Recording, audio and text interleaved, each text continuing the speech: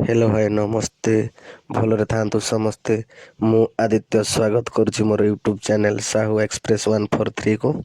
वर्तमान आम भुवनेश्वर रु बाहरिलु त्राह्यच्युत पीठ देखा प्रायतः एठू 40 किलोमीटर हम। रास्तार साइड रे किछि किछि जंगल अच्छी। समय प्राय 4:30 हम। जल्दी जल्दी जाइकी देखी खाली पळेइ आसिबो।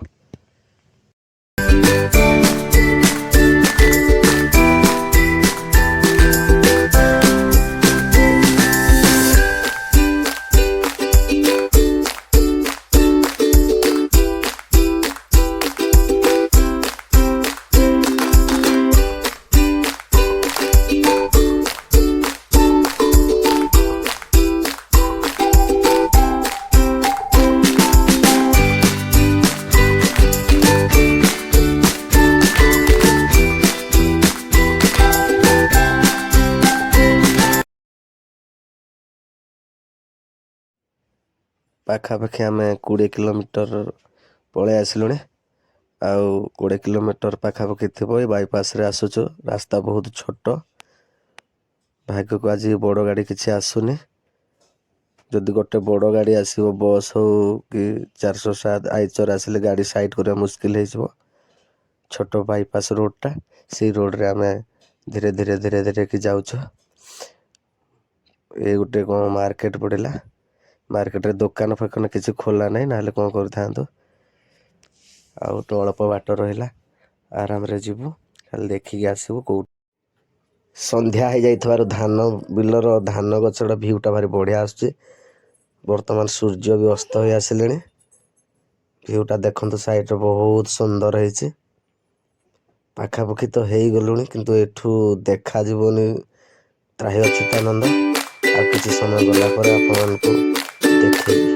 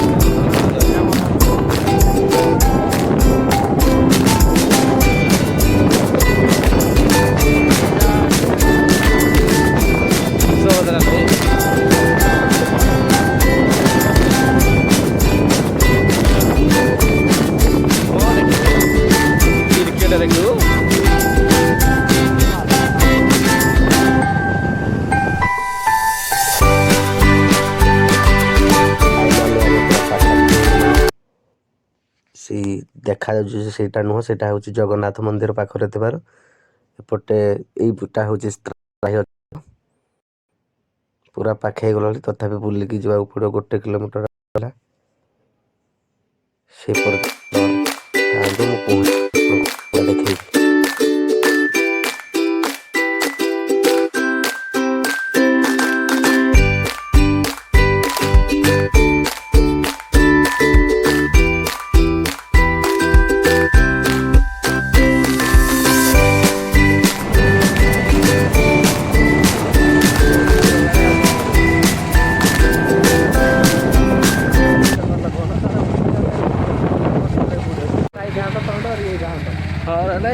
तथापि मत लगुच पागलटा देखा सब हूँ त्राह्यच्युत नगर।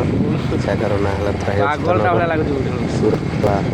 सब घर भड़ा दौला जमी कौन के जाने बहुत घर बन सब जिते घर सब हूँ सुर बाबार। पाखापाखि घर आम सरला ही त्राह्यच्युत आसो। तो आपण मैंने देखिए त्राह्यच्युत मंदिरटा कौ भाया है। ट्रेन लाइन पाखरे ही अच्छे। तो आमको पहुँचा 2-4 मिनट लगे।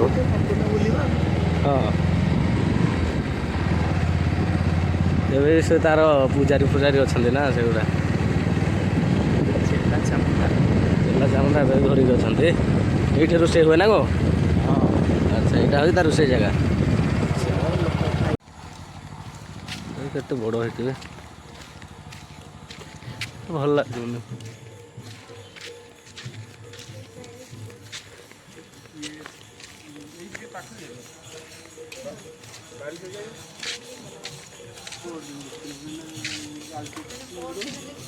ଚାଲ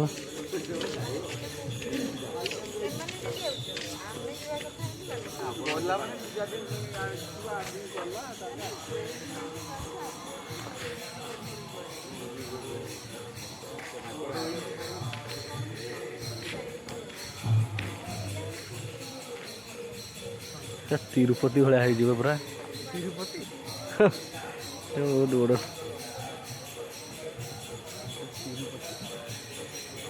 ମନେ ହେଇକି ଆଇକି ବସିଛି ଭାବୁଛୁ ମତେ ସେମିତି ଲାଗୁଛି।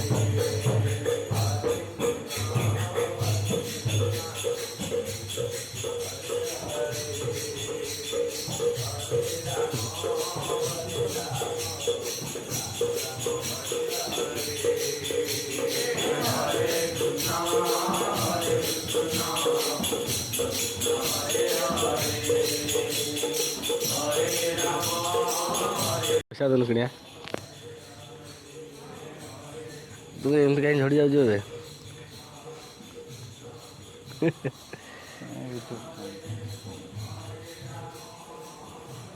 ଲୋକ କିନ୍ତୁ ନାହାନ୍ତି ନା?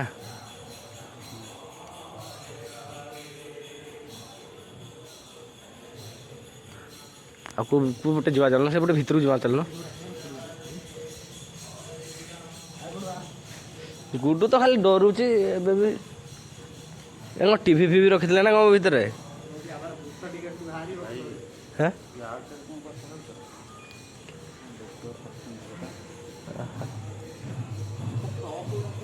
ତ ବୁଢ଼ା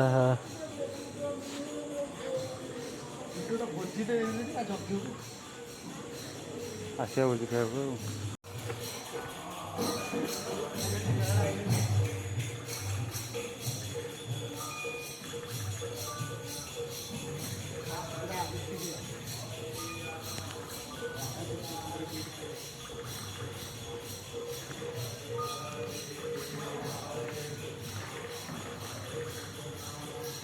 ଗୋଟେ ବଡ଼ କ୍ୟାମେରା ଲଗେଇଦେଇଛି। କେଉଁଠି? 360ର।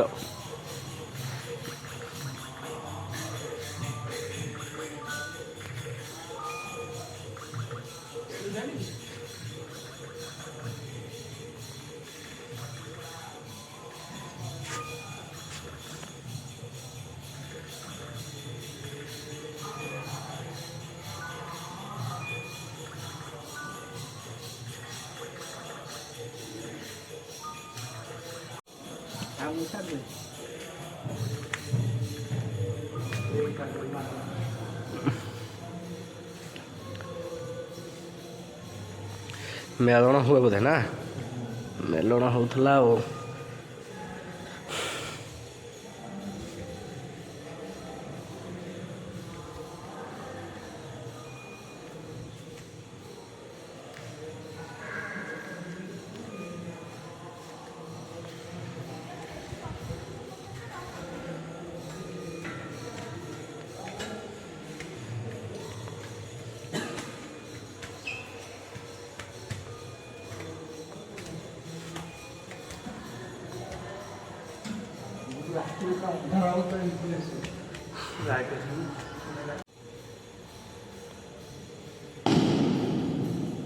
ଥ୍ରୀଡି ଭଳିଆ ଲାଗୁଛି ଫଟୋ